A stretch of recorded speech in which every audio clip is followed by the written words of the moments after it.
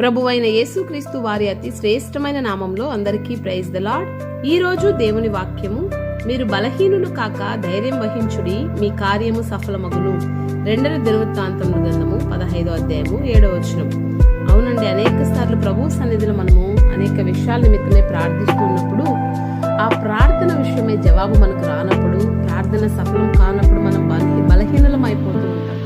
ప్రార్థన మానివేస్తూ ఉంటాం, ప్రభు సన్నిధిలో మొరపెట్టడం ఆపేస్తూ ఉంటాం, నిరుత్సాహపడుతూ ఉంటాం. అయితే ప్రభు సెలవిస్తున్నాడు, మీరు బలహీనులు కావద్దు, ధైర్యముతో ప్రభు ఖచ్చితంగా నా ప్రార్థన విని కార్యం చేస్తాడని ప్రార్థిస్తే ఆ కార్యాన్ని దేవుడు సఫలం చేస్తాడు.